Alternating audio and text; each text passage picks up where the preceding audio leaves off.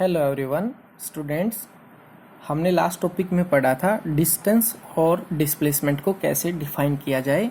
और आज हम पढ़ रहे हैं distinguish between distance and displacement, यानी कि हम डिफरेंस जानने की कोशिश करेंगे डिस्टेंस और डिस्प्लेसमेंट में। तो जैसा कि हमें पता है, जो डिस्टेंस होता है बेटा, ये क्या होता है, ये एक्चुअल पाथ, ठीक है ना, actual path between two point, दो पॉइंट के बीच में जो एक्चुअल पाथ होता है उसको हम क्या बोलते हैं, डिस्टेंस बोलते हैं। लेकिन अगर बात करें हम डिस्प्लेसमेंट की, तो ये क्या होता है, ये हमारा शॉर्टेस्ट पाथ होता है, shortest path between two point, दो पॉइंट के बीच में हमारा शॉर्टेस्ट पाथ जो होता है उसको क्या बोलते हैं, हम डिस्प्लेसमेंट बोलते हैं। हमें पता है बेटा, जो डिस्टेंस होता है ये क्या होता है, हमेशा ये ऑलवेज पॉजिटिव क्वांटिटी होती है। ठीक है, कैसी क्वांटिटी होती है, पॉजिटिव क्वांटिटी, यानी कि डिस्टेंस हमेशा क्या होता है, पॉजिटिव होता है। लेकिन अगर बात करें डिस्प्लेसमेंट की, तो डिस्प्लेसमेंट क्या होता है, पॉजिटिव, नेगेटिव और जीरो भी हो सकता है। ठीक है, एंड जीरो। ठीक है, ओके, ये पॉजिटिव भी हो सकता है, नेगेटिव भी हो सकता है और जीरो भी हो सकता है। उसके बाद अगर बात करें थर्ड, कि डिस्टेंस जो होता है ना बेटा, ये किस पे डिपेंड करता है, ये डिपेंड्स अपॉन पाथ। ठीक है ना, अपॉन पाथ, किसके ऊपर डिपेंड करता है, ये पाथ पे डिपेंड करता है। लेकिन जो डिस्प्लेसमेंट होता है ना बेटा, इन प्रॉपर्टियों को अच्छे से समझ लीजिए, यही क्वेश्चन करवाएंगे फिर हमें।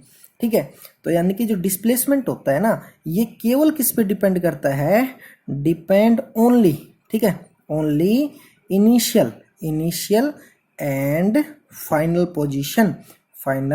पोजीशन, यानी कि जो डिस्प्लेसमेंट होता है वो केवल इनिशियल एंड फाइनल पोजीशन पे डिपेंड करता है। और ये सभी चीज़ें बेटा मैंने क्लास में अच्छे से करवा भी रखी हैं। ठीक है, तो यानी कि जो बच्चे पहले आए हैं, क्लास अटेंड की है, उनके लिए तो बहुत अच्छी बात है, और जो नहीं आए थे, अभी जो क्लास ले रहे हैं, वो अच्छे से समझ लें। ठीक है, वो भी सभी क्वेश्चन अच्छे से कर पाएंगे। उसके बाद में अगर फोर्थ डिफरेंस की बात करें, जो डिस्टेंस होता है ना बेटा, जो डिस्टेंस होता है, डिस्टेंस, ठीक है, ये क्या होता है कि ये या तो डिस्प्लेसमेंट से क्या होगा, बड़ा होगा, या फिर ज़्यादा से ज़्यादा क्या हो सकता है, इक्वल हो सकता है। ठीक है, ओके, तो जो डिस्प्लेसमेंट होता है, डिस्टेंस होता है, always greater than is equal to displacement. लेकिन जो डिस्प्लेसमेंट है ना बेटा, डिस्प्लेसमेंट, ठीक है ना, डिस्प्लेसमेंट, ओके, जो डिस्प्लेसमेंट है ये less than is equal to क्या रहेगा, डिस्टेंस रहेगा। क्या रहेगा, डिस्टेंस। और अगर बात करें डिस्टेंस की, तो distance between two point consist many value. ठीक है, दो पॉइंट्स के बीच में इसकी बहुत सारी वैल्यू हो सकती हैं, क्योंकि ये किस पे डिपेंड करता है, पाथ पे डिपेंड करता है। तो यानी कि it consist many value between two point. ठीक है, बट अगर बात करें डिस्प्लेसमेंट की, it consist only unique value. ठीक है, ओके, तो it is a unique value. तो यानी कि मतलब ये हुआ बेटा कि जो हमारा डिस्प्लेसमेंट होता है ये दो पॉइंट के बीच में केवल एक ही होता है। ठीक है ना, ओके, क्या होता है, सिंगल वैल्यू होती है, यूनिक वैल्यू होती है। बेटा ये आपके क्या है, डिफरेंसेस हैं, ठीक है, बिटवीन डिस्टेंस एंड डिस्प्लेसमेंट। तो अगर आपका क्वेश्चन आता है तो आपका क्वेश्चन इस प्रकार से बनेगा फिर वो। ठीक है, अब हम कुछ डिस्टेंस और डिस्प्लेसमेंट से रिलेटेड आज न्यूमेरिकल करेंगे, और आपने ये सभी न्यूमेरिकल और ये सभी नोट्स अपनी एफसी में प्रिपेयर कर लेने बेटा। ठीक है, साथ साथ में बार बार बता रहा हूँ, कभी भी जैसे ही चैप्टर कंप्लीट होगा तो आपके पास इंफॉर्मेशन पहुँच जाएगी और आपको ये चेक करवाना है चैप्टर। ठीक है, ओके, तो हम न्यूमेरिकल करते हैं बेटा। तो आज न्यूमेरिकल, ठीक है, किसके ऊपर बेस्ड है, डिस्टेंस एंड डिस्प्लेसमेंट के ऊपर।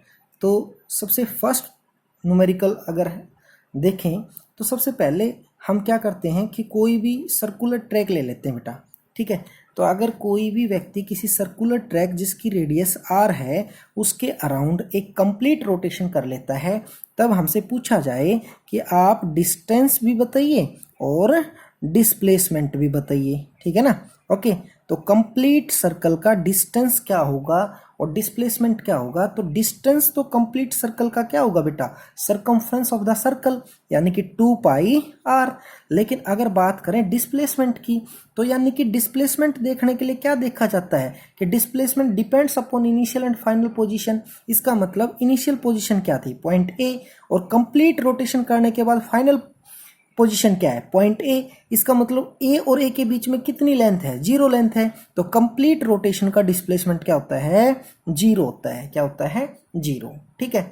लेकिन अगर किसी ने 1.5 रोटेशन कंप्लीट किया है, ठीक है, 1.5 रोटेशन, 1.5 रोटेशन का मतलब क्या बेटा, एक तो कंप्लीट रोटेशन किया है और एक क्या किया है, हाफ रोटेशन। तब हमसे क्या पूछा जाए कि डिस्टेंस बताइए आप, और क्या बताइए, डिस्प्लेसमेंट बताइए। ठीक है। उस केस में हमारा डिस्टेंस क्या हो जाएगा बेटा, कि एक राउंड का तो डिस्टेंस क्या होता है, 2πr होता है, और हाफ राउंड का कितना हो जाएगा, तो प्लस में πr और हो जाएगा, πr हाफ राउंड का πr होता है। तो यानी कि टोटल डिस्टेंस कितना हो जाएगा, 3πr हो जाएगा। लेकिन डिस्प्लेसमेंट की बात करते हैं, तो डिस्प्लेसमेंट 1 राउंड का कंप्लीट डिस्प्लेसमेंट कितना होता है बेटा, 1 राउंड का डिस्प्लेसमेंट होता है 0। ठीक है। लेकिन राउंड रोटेशन कितने हैं, 1.5। इट मीन्स कि अगले हाफ रोटेशन में वो कहाँ पहुंच गया, अपोजिट एंड पे, यानी कि बी पॉइंट पे। तो यानी कि अब इनिशियल पॉइंट क्या है, ए, फाइनल पॉइंट क्या है, बी, और जो डिस्प्लेसमेंट होता है ये होता क्या है, शॉर्टेस्ट पाथ। तो यानी कि इनके बीच का शॉर्टेस्ट पाथ क्या है, ये वाला। इसका मतलब जिस सर्कल की रेडियस आर है, तो ए बी क्या हो जाएगा उसका डायमीटर, तो डायमीटर ही यहाँ क्या हो जाएगा, डिस्प्लेसमेंट। तो डायमीटर है क्या, 2r। तो यानी कि डिस्प्लेसमेंट कितनी हो जाएगी बेटा, 2r हो जाएगी। ठीक है। तो डिस्टेंस यहाँ पे 3πr हो जाएगा और डिस्प्लेसमेंट क्या हो जाएगा, 2r हो जाएगा। ठीक है। किसी भी ऑब्जेक्ट को अगर हम क्या करते हैं, किसी भी ऑब्जेक्ट को अपवर्ड थ्रो कर देते हैं, क्या कर देते हैं, अपवर्ड थ्रो। ठीक है। तो अगर किसी ऑब्जेक्ट को h हाइट तक हमने क्या कर दिया, अपवर्ड थ्रो कर दिया, और बाद में वो क्या हो जाता है, come back on the surface, अगर वापिस आ जाता है सरफेस के ऊपर, तो डिस्टेंस कितना हुआ बेटा, कोई पूछे तो अब आगे से हम s1 डिस्टेंस बोलेंगे और s2 क्या बोलेंगे, डिस्प्लेसमेंट। तो डिस्टेंस कितना हुआ हमारा, तो असेंडिंग यानी कि ऊपर जाने का क्या हुआ h, और डिसेंडिंग नीचे आने का क्या हुआ h। तो टोटल कितना हो जाएगा, 2h। तो डिस्टेंस तो कितना हुआ, 2h। लेकिन कोई चीज जाकर वापिस आ गई, इसका मतलब इनिशियल एंड फाइनल पॉइंट कहाँ है, एक ही पोजीशन पे है, तो इसका डिस्प्लेसमेंट फिर क्या हो जाएगा, 0 हो जाएगा। क्या हो जाएगा, 0। ठीक है। ओके। एक और एग्जांपल लेते हैं बेटा, कि इस प्रकार से ये ईस्ट वेस्ट नॉर्थ साउथ, ठीक है। ओके। कोई राहुल नाम का लड़का है और वो क्या करता है बेटा, वो 10 मीटर डिस्टेंस कवर करता है in north direction. After that he turn right, और वो राइट टर्न करता है, उसके बाद में क्या करता है, राइट टर्न करता है। ठीक है। Okay. And cover 6 metre distance, और 6 मीटर डिस्टेंस ट्रेवल करता है। After that again turn right, और फिर दोबारा राइट टर्न करता है। Okay. And cover 2 metre distance, और 2 मीटर डिस्टेंस कवर करता है। Then find the distance and displacement. ठीक है। तो ए पॉइंट ये जहां से स्टार्ट किया, ये क्या है, बी पॉइंट जहां पे एंड हुआ। अब डिस्टेंस और डिस्प्लेसमेंट पूछा हमसे, तो डिस्टेंस क्या हो जाएगा वो देखो। तो यानी कि डिस्टेंस तो क्या होता है, टोटल। तो यानी कि s1 किसके बराबर हो जाए, टोटल लेंथ। तो ये कितना है, 10। ये कितना है, 6, 16 प्लस 2 यानी कि 18। अगर ये मीटर में है तो टोटल क्या हो जाएगा, 18 मीटर।